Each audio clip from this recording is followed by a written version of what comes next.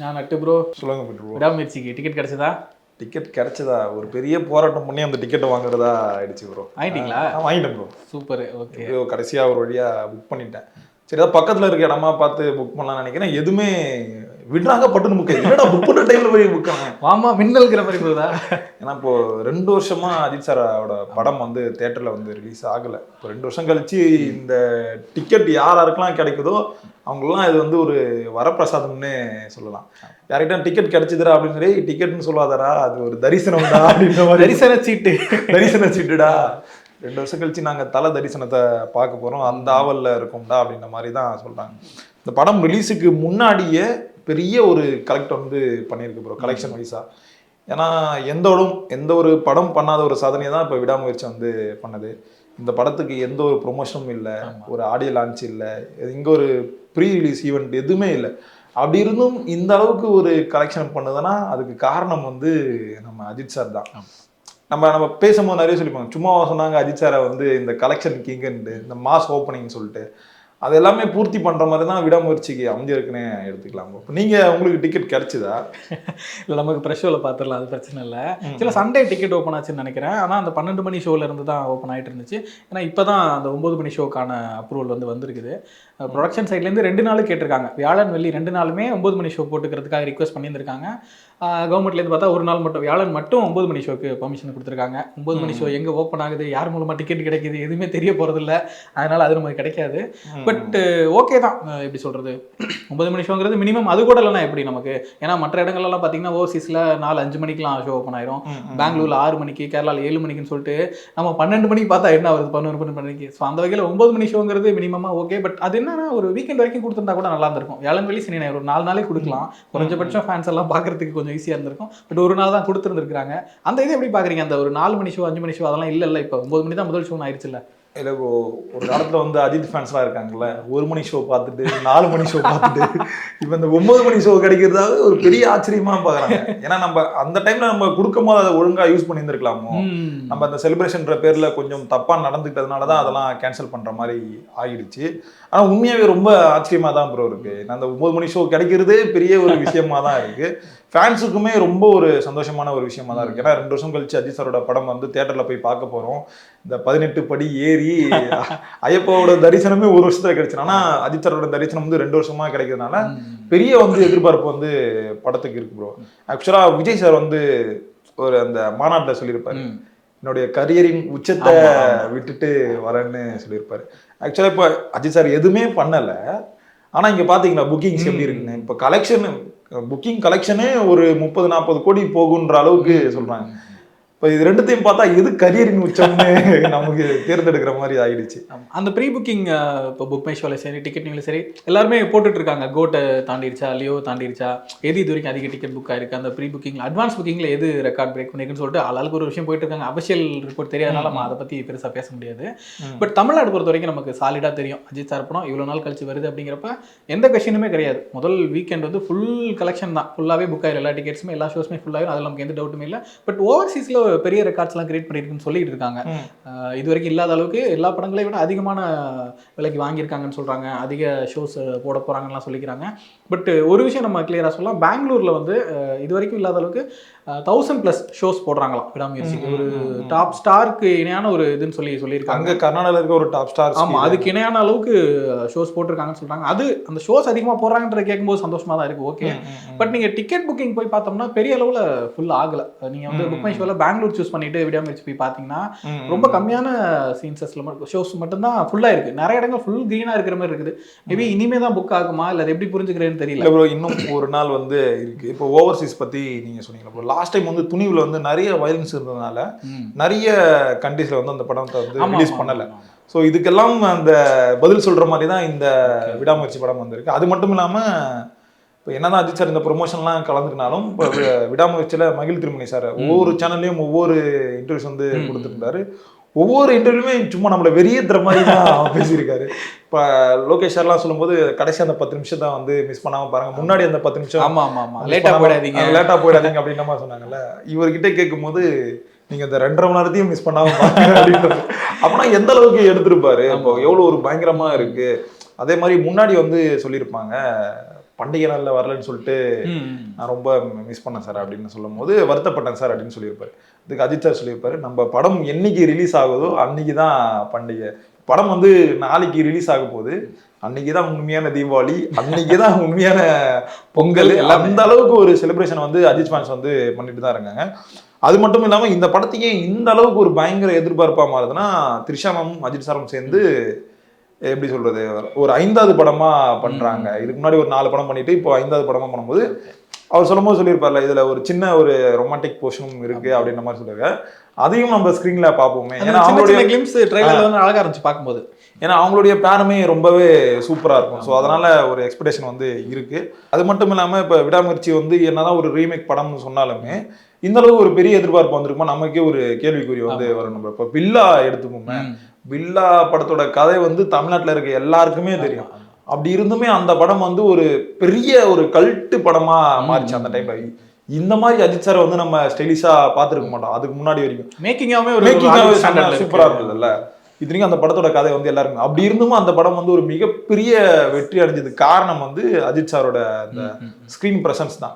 அதே மாதிரி தான் இப்போ விடாமுயற்சியோட கதை வந்து இப்போ விடாமுயற்சியில் அஜித் நடிகரான்னு சொன்னோம்னே இது ரீமேக்னு சொன்னோடனே எல்லாருமே வந்து தேட ஆரம்பிச்சிட்டாங்க, இந்த படத்தை வந்து பார்த்துருப்பாங்க.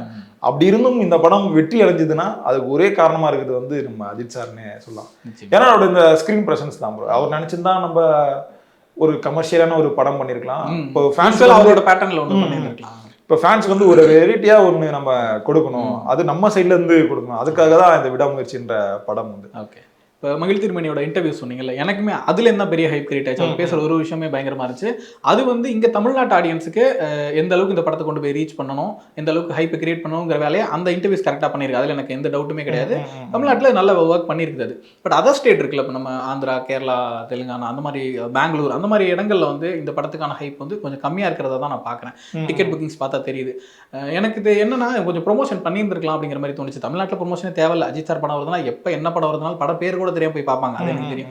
பட் அதர் ஸ்டேட்லயுமே ரீச் ஆகணுங்கிறப்ப ப்ரொமோஷன் பண்ணி ஆகணும். ஏன்னா இப்போ மற்ற ஸ்டேட் ஆர்டிஸ்ட்லாம் நம்ம பார்க்குறோம்ல, இப்போ புஷ்பாக்கு, கேஜிஎஃப்க்குலாம் வந்து இங்கே வந்து ஒரு ஈவெண்ட் வச்சு, இப்போ ஷாருக் கான்ல எவ்வளோ பெரிய ஸ்டார், இங்கே ஒரு பெரிய ஈவெண்ட் ஒன்று வச்சு இவ்வளோ தூரம் பேசி மக்கள்கிட்ட பேசி, இப்போ அல்லு அர்ஜுன்லாம் பேசும்போது நான் வந்து சென்னை பையன் அப்படின்னு சொல்லி பேசுறேன்னு சொல்லிட்டு ஒரு இடத்துலையும் ஒரு ஊர்லேயும் அந்த படத்தை எப்படிலாம் ஆடியன்ஸ் கிட்ட கனெக்ட் பண்ண வைக்கலாம், எப்படிலாம் கொண்டு போய் சேர்க்கலாம்னு சொல்லிட்டு ப்ரொமோஷன் அப்படிங்கிற பேரில் வந்து ஒரு பெரிய ஒர்க் ஒன்று பண்ணிட்டு இருக்காங்க. அது வந்து ரிசல்ட்டும் கொடுக்குது அவங்களுக்கு. அதனால தான் வந்து பேன் இண்டியன் ஃபிலிம்ன்றது சும்மா சொல்லாமல் கலெக்ஷனாகவே ரிசல்ட் அவங்களுக்கு கிடைச்சிட்டு இருக்குதுன்னு பார்க்குறோம். அதில் எதுவுமே விடாமுயற்சி டீம்லேருந்து பண்ணலை அப்படிங்கிறது வந்து வெளியில் இந்த படத்தை தமிழ்நாட்டை தாண்டி கொண்டு போகாதோ அப்படிங்கிற ஒரு சின்ன வருத்தத்தையுமே கிரியேட் பண்ணியிருக்கு. இல்லை ப்ரோ, இப்போ ஆந்திரா தெலுங்கானால வந்து இந்த நாகச்சைத்தன்யா நடிச்ச அந்த தண்டல் படம் தண்டல். ஸோ இதன் காரணமாக கூட அங்கே அந்த புக்கிங்ஸ் வந்து கொஞ்சம் கம்மியாக இருந்தது. நம்ம தமிழ்நாட்டில் அஜித் சார் என்னதான் ஒரு பெரிய ஸ்டாராக இருந்தாலும் மற்ற ஸ்டேட்ல கம்பேர் பண்ணும்போது அவர் வந்து தமிழ்நாட்டில இருந்து வர ஒரு நடிகர் அப்படின்ற மாதிரி தான் எடுத்துப்பாங்க. படம் ஒன்ஸ் ரிலீஸ் ஆயிடுச்சுன்னா அதுக்கப்புறம் அந்த படத்தோட டாக்கு பேச பேச இன்னும் பெருசா அந்த படத்தான புக்கிங்ஸ் வந்து புக் ஆகும்னு தான் நான் நினைக்கிறேன்.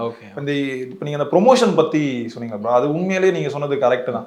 இப்போ ஏன் தமிழ் சினிமாவில் எந்த ஒரு படமும் வந்து 1000 கோடி வந்து கலெக்ட் பண்ணோம்னா அதுக்கு காரணம் வந்து ப்ரொமோஷன். இப்போ விஜய் சார் நினைச்சிருந்தா இப்போ அந்த கோட் படத்துக்கு வந்து தமிழ்நாடை தாண்டி கேரளாவில் போயிட்டு ஒரு ப்ரீ ரிலீஸ் ஈவெண்ட் பண்ணியிருக்கலாம், இப்போ ஆந்திராவில் போயிட்டு ஒரு ப்ரீ ரிலீஸ் ஈவெண்ட் பண்ணியிருந்திருக்கலாம், நார்த் இந்தியாவில் போய் பண்ணியிருக்கலாம்.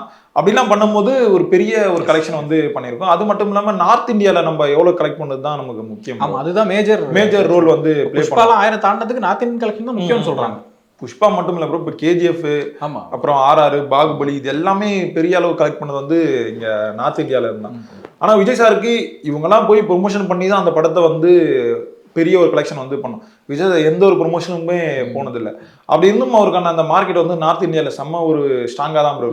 நீங்கள் சும்மா யோசிச்சு பாருங்க, இப்போ விஜய் சார் வந்து கடைசி படத்துக்கு வந்து ப்ரொமோஷனுக்கு வந்து நார்த் இந்தியாவில் போய் பண்ணுறாருன்னா அந்த படம் எந்த அளவுக்கு ஒரு பெரிய கலெக்ஷன் வந்து பண்ணும். அது மட்டும் நம்ம சொல்றது இல்லாமல் இப்போ அந்த சிங்கிள் ஸ்க்ரீன் வந்து தான் ப்ரோ நம்ம படம் எல்லாமே ரிலீஸ் ஆகும். ஏன்னா முன்னாடி வந்து ஓடிடியில் வந்து சில ரூல்ஸ் இருக்கும். தமிழ் சினிமாவில் ஒரு படம் ரிலீஸ் ஆகுதுன்னா அது 4 வாரத்தில் வந்து ஓடிடியில் வந்து வந்துடும். இப்போ இதே ஆந்திராவில் தெலுங்கானாவில் அது மட்டும் இல்லை கர்நாடகாலாம் எடுத்தீங்கன்னா அங்கே வந்து ஒரு படம் ரிலீஸ் ஆகுதுன்னா 8 வாரம் கழிச்சு தான் ஓடிடிக்கு வரும். ஏன்னா அது நார்த் இந்தியா ரூல்ஸ் தான் அவங்க வந்து இன்னுமா வந்து ஃபாலோ பண்ணிட்டு இருக்காங்க. அதனால தான் அந்த சைடு வந்து கலெக்ஷன் வந்து பயங்கரமாக போகுது. இப்போ நமக்கு வந்து இப்போ வரும் காலங்களில் வந்து இதெல்லாம் ரூல்ஸ்லாம் மாற்றிருக்காங்க.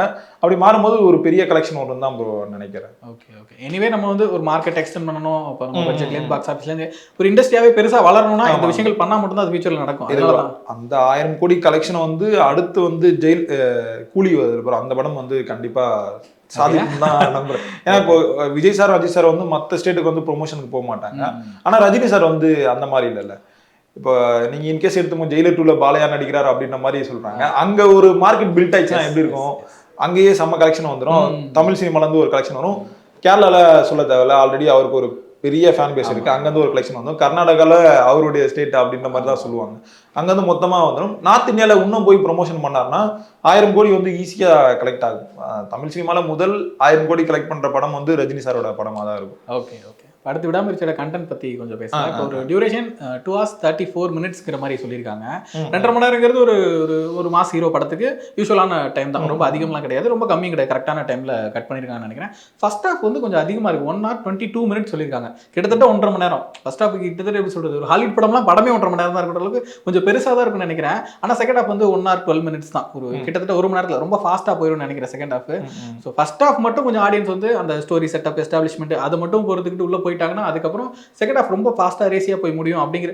செகண்ட் ஹாஃப் ரொம்ப ஃபாஸ்ட்டாக முடியுதுனாவே ஆடியன்ஸ்க்கு படம் பிடிச்ச ஒரு ஃபீல்ல தான் வெளியில் வருவாங்க. அந்த ஆஸ்பெக்ட்ல கொஞ்சம் கிளவராக ஒர்க் பண்ணியிருக்க மாதிரி தான் தெரியுது. அதை எப்படி பார்க்குறீங்க ப்ரோ?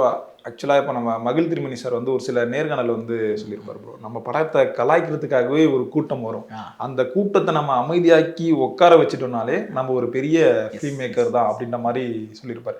நீங்களே யோசிச்சு பாருங்க, எந்த ஒரு ஃபேனாக இருக்கட்டும் ப்ரோ, அது விஜய் ஃபேனாக இருக்கட்டும், ரஜினி சாரோட ஃபேனாக இருக்கட்டும், கமல் சாரோட ஃபேனாக இருக்கட்டும், யார் வேணா இருக்கட்டும், அஜித் சாரோட படத்துக்கு தேட்டரில் போய் உட்காந்துட்டாங்கன்னா அவங்க அந்த அந்த நிமிடம் இருக்குல்ல, அந்த அந்த 3 மணி நேரம் இருக்குல்ல, அவங்க எல்லாருமே அஜித் சாரோட ஃபேனாக தான் இருப்பாங்க. அஜித் சார் இந்த ஸ்க்ரீனில் வந்து நின்னா அவருடைய ஆரா இருக்குல்ல, அது பயங்கரம் அப்படியே நமக்கே ஃபுல்லாக ஸ்ப்ரெட் ஆகிடும். அது நம்மளே அறியாமல் நாம கத்த ஆரம்பிச்சிடும். இது உண்மையாக நான் சேலஞ்ச் பண்ணியே சொல்லுவோம் ப்ரோ. அது எந்த ஃபேனாக வேணா இருக்கட்டும், நீங்கள் அஜித் சாரோட படம் பார்க்கறதுக்கு தேட்டர் வந்தீங்கன்னா நீங்கள் தான் அஜித் சாரோட ஃபேன். அஜித் சார் ஃபேன்ஸ் கூட அங்கே அமைதியாக இருப்பாங்க, நீங்கள் தான் உங்களை அறியாமல் நீங்கள் கத்திட்டு இருப்பீங்க. அப்போ அப்படி இருக்கும்போது அந்த ஃபர்ஸ்ட் அந்த 1 hour சொன்னீங்களா ப்ரோ, 1 hour என்ன சொன்னீங்க, 1 hour 22 minutes சொன்னீங்களா, அது செட் பண்ணுறதுக்கான டைம் தான். அடுத்த அந்த 1 hour 12 minutes சொன்னீங்களா, அது வந்து நம்மள விறுவிறுன்னு ஆகிறதுக்காக தான். அப்படி இருக்கும்போது அது கரெக்டான ஒரு டைமாக தான் இருக்கும். இதுக்கு முன்னாடி வந்து நிறைய படங்கள் வந்து 3 மணி நேரம் வந்தது. புஷ்பா எடுத்துங்களேன், 3 மணி நேரம் எடுத்து வச்சுருக்கேன். 3 மணி நேரம் 22 அந்த படமே இங்கே நாங்கள் பெருசாக கலெக்ட் பண்ணும்போது இது செட் பண்ணுறதுக்கான டைமாக தான் ப்ரோ இருக்கும். அது ஈஸியாக ஆடியன்ஸ் வந்து அக்செப்ட் பண்ணிப்பாங்க தான் நினைக்கிறேன் நான். விடாமுயற்சி பற்றி நிறைய விஷயம் பேசியிருக்கிறோம். ஓவராலாக இந்த படம் எவ்வளோ கலெக்ட் பண்ணும் அப்படிங்கிறது தான் எண்ட் ஆஃப் த டே எல்லாருமே பேசக்கூடிய ஒரு விஷயமாவே இருக்கும். ஏன்னா இப்போ வந்து ஜெயிலர்லேயோ வந்து கிட்டத்தட்ட ஈக்குவலாக வந்துட்டு இருந்துச்சு, 500 கோடி 600 கோடி அப்படிங்கிற விஷயம் பேசிட்டு இருந்தாங்கன்றப்ப அதை தாண்டி எந்த படமே அதுக்கப்புறம் போல, கோட்டும் போல, வேட்டையனும் போல, அதுக்கப்புறம் இந்த பெரிய படங்கள் எதுவுமே அதை தாண்டி போகல அப்படிங்கிற ஒரு குறைபாடு இருக்குங்கிறப்ப விடாமுயற்சி அதை தாண்டி போகுமா, 500 கோடியை தாண்டுமா, 600 கோடியை தாண்டுமா அப்படிங்கிற மாதிரி கொஸ்டின்ஸ் எல்லாமே இருக்குது. உங்களுக்கு என்ன தோணுது ப்ரோ? 2025 அதிகம் கலெக்ட் பண்ண படம்னா அது விடாமுயற்சி தான் ப்ரோ. அவ்வளோதான். இதுக்கப்புறம் நிறைய பெரிய படம் இருக்கு, எப்படி இவ்வளோ உரிதா சொல்றீங்க ப்ரோ? விஜய் சாரோட படம் அடுத்த வருஷம் தான் ப்ரோ வரப்போகுது அப்படின்ற மாதிரி டாக் இருக்கு.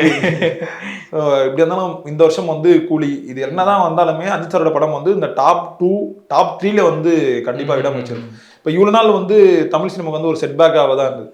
தமிழ் சினிமா உண்மையாக காப்பாற்றுறதுக்கு அஜித் சார் தான் வந்திருக்காருன்னு சொல்லுவோம். அவர் மட்டும் வருஷத்துக்கு ஒரு 3 படம் நடிச்சிட்டாருன்னா முடிஞ்சு ப்ரோ.